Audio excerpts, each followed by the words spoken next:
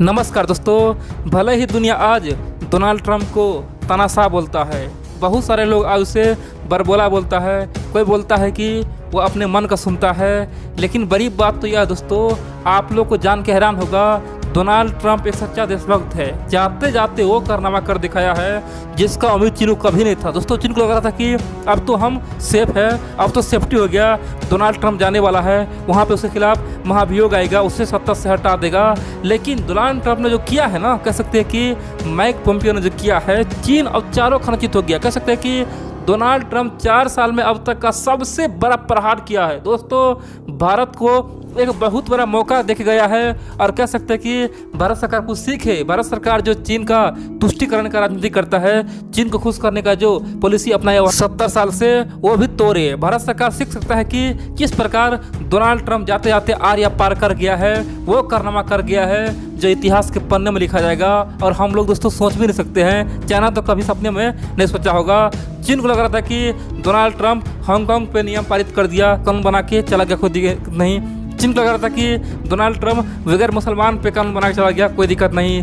चीन को लग रहा था कि डोनाल्ड ट्रंप तिब्बत पे कानून बनाया, कोई दिक्कत नहीं। आप जानते हैं दोस्तों, हाल ही में डोनाल्ड ट्रंप ने कहा कि तिब्बत का जो दलाई लामा है वो तिब्बत के लोग ही चुनेंगे, वहाँ पे चीन का कोई रोल नहीं होगा। और अमेरिका के ऑफिसर जब मौजूद होंगे उस समय दलाई लामा का चुनाव होगा। लेकिन दोस्तों, डोनाल्ड ट्रंप ये कारनामा कर देगा, चीन को कतई यकीन नहीं था। क्योंकि आप कह सकते हैं कि ट्रंप प्रशासन ने 2021 का सबसे बड़ा खतरनाक फैसला लिया है। तो चलिए जानते हैं और आपको बताऊंगा कि इससे भारत को क्या फायदा होगा। आप जानते हैं ताइवान तो बोलता है कि असली चाइना तो हम ही हैं। उधर चीन बोलता है दोस्तों, जो कम्युनिस्ट चीन है वो बोलता है कि नहीं असली चाइना हम हैं। और दोस्तों, उसी बात पर डिबेट चल रहा है पिछले 50-60 साल से। और बड़ी बात तो यह है कि ताइवान को आज पूरी दुनिया अलग थलग किया हुआ है। ताइवान को केवल दुनिया का 14 देशी दोस्तों देश मानता है। दुनिया में 14 देश ही है जो केवल ताइवान को असली चीन मानता है। बाकी दोस्तों 193 में से बाकी देश कुछ नहीं मानता, बोलता है कि ताइवान कोई देश है ही नहीं, उसका कोई अता पता नहीं है, वो चीन का ही हिस्सा है। दोस्तों, बाकी 14 देश ताइवान को एक अलग देश मानता है, आज़ाद देश मानता है। और इन सब के अलावा 47 यानी कि 47 देश है ना जो ताइवान के साथ दोस्तों एक तरह से अनऑफिशियल यानी कि अनऑफिशियल खासतौर पे संबंध रखता है, उसके साथ व्यापार करता है, जिसमें अमेरिका भी है, भारत भी है। दोस्तों, बहुत सारे देश है जो अनऑफिशियल ताइवान से संबंध रखता है, जापान भी है। कह सकते हैं कि सब पता है क्यों ऐसा करता है। सबको लगता है कि अगर हम ओपनली ताइवान का समर्थन कर देंगे, ओपनली ताइवान को हम खासतौर पे एक देश मान लेंगे, तो चीन से पंगा लेना हो गया। और दोस्तों, इसी कारण से भारत ने पिछले 50 साल से यही नीति अपनाया है। भारत दोस्तों पिछले 50 साल से न तो ताइवान मुद्दे पर कुछ बोल रहा है, न ही तिब्बत मुद्दा बोल रहा है, न ही उइगर मुसलमान मुद्दा बोल रहा है। दोस्तों, आखिरकार भारत चुप क्यों है? पता है क्या है? भारत को लगता है कि अगर हम चुप रहेंगे तो चीन हमें शाबाशी देगा, चीन हमें इनाम देगा, बदले में चीन हमारे बॉर्डर पे शांति लाएगा, चीन और हमारा रिश्ता अच्छा हो जाएगा और हम लोग व्यापार करेंगे। दोस्तों, भारत पिछले 50 साल से यही सोच के ताइवान मुद्दे पर ना बोल रहा था और न ही तिब्बत मुद्दे बोल रहा था। और हाल ही में दोस्तों, आज से 20 साल पहले नहीं खासतौर पे बगैर मुसलमान मुद्दा बोला और वर्तमान में नहीं हांगकांग के मुद्दा बोला। भारत को लग रहा था कि चीन से आज नहीं कल तो रिश्ता सुधर जाएगा और हम लोग अच्छा व्यापार करेंगे, आखिरकार फालतू में पंगा क्यों ले।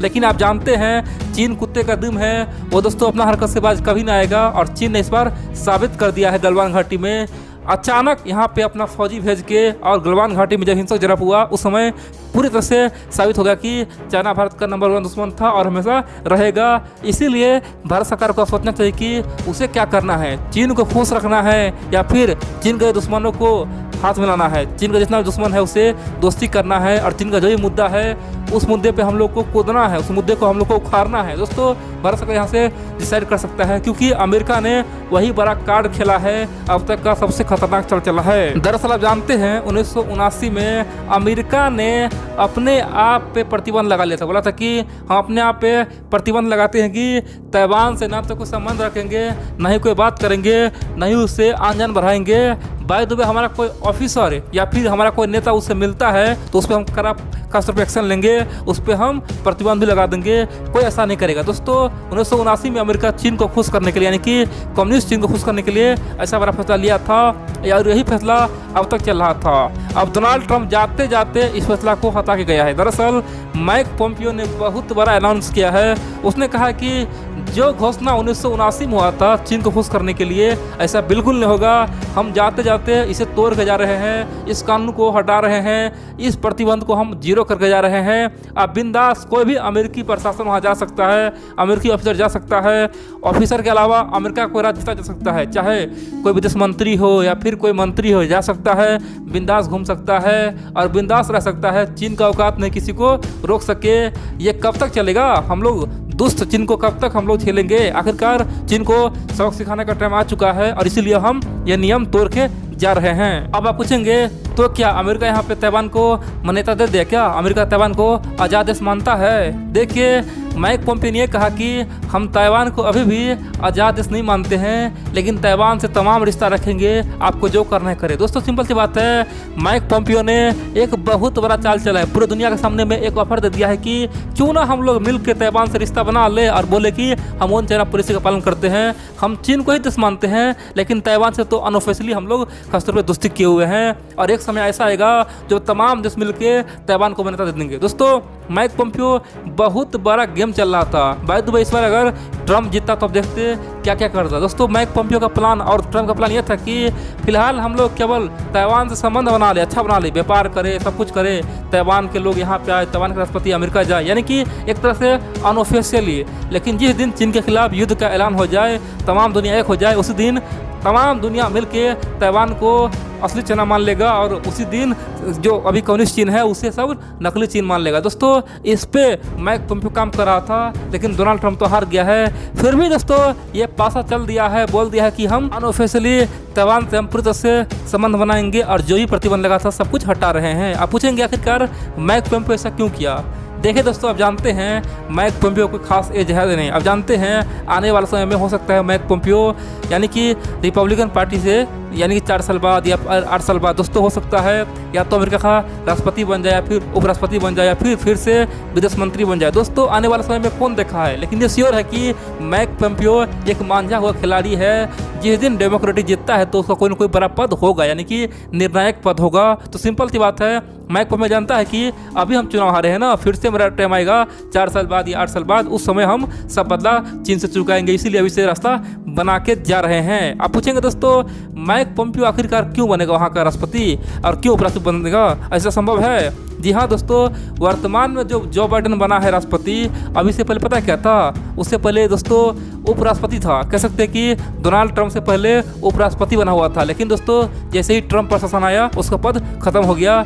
जब बराक ओबामा था, बराक ओबामा के टाइम में वो उपराष्ट्रपति था। कह सकते हैं कि आज राष्ट्रपति बन चुका है। उसी प्रकार से माइक पोम्पियो का भी टाइम आएगा तो चीन से बदला लिया जाएगा। अब आप पूछेंगे भारत को क्या फायदा हुआ है, भारत इससे क्या कर सकता है? देखिए, भारत के सामने में एग्जाम्पल सेट हो गया है। अब भारत चाहे तो ओपनली खासतौर पे ताइवान को समर्थन कर सकता है, तिब्बत को समर्थन कर सकता है। भारत को दोस्तों फ्रंट पे आना होगा। कब तक हम लोग दुबक के पीछे रहेंगे? कब तक हम लोग चीन का दादागिरी सहेंगे? हम लोग को ये बात मानना चाहिए कि मेरा दुश्मन पाकिस्तान नहीं है, चाइना है। पाकिस्तान अब तक जो करते आया है ना, उसका गुरु चाइना है। चाइना ही फंडिंग करता है, आतंकवादी को पालता है, हथियार देता है, सब कुछ देता है, और फिर भी हम चीन से लड़ते नहीं हैं, केवल पाकिस्तान को बोलते हैं सबक सिखा देंगे। दोस्तों, पाकिस्तान तो एक प्यादा है, पाकिस्तान असली दुश्मन नहीं है, असली दुश्मन चीन है। और इसलिए हम लोग को भी अब चीन को घेरना चाहिए, आर्या पार करना चाहिए। चाहे जंग हो तो होने दो, कोई दिक्कत नहीं है। महाभारत में श्री कृष्ण यही बोला है, जब दुश्मन जंग पे आ जाए तो जंग करना भी जरूरी होता है। जंग आखिर नाम क्यों पड़ा, जंग का संदेश क्यों होता है? जंग आखिरी रास्ता होता है। जिस दिन अगर दुश्मन जंग पे उतरे तो तुमको जंग करना चाहिए, नहीं तो लोग तुम्हें कायर करेगा, नहीं तो लोग तुम्हें डरपोक कहेगा। दोस्तों, हमें भी वही करना चाहिए। अब हमें ताइवान को मान्यता दे ही देना चाहिए, ताइवान से संबंध बनाना चाहिए। इतना ही नहीं, अब हमें तिब्बत को भी अलग देश का मान्यता देना ही चाहिए। इतना ही नहीं, अब हमें उइगर मुसलमान के मुद्दे पे बोलना चाहिए। अब हमें खासतौर पे हांगकांग पे बोलना चाहिए। जिस प्रकार डोनाल्ड ट्रम्प सब कुछ करके जा रहा है, भारत को कम से कम अब वो काम करना चाहिए। जितना डोनाल्ड ट्रम्प कर दिया है उसका केवल 25% भी भारत कर देना तो बहुत बड़ा उपलब्धि हुआ। कह सकते हैं कि भारत को कम से कम 25 से 30% करना ही चाहिए।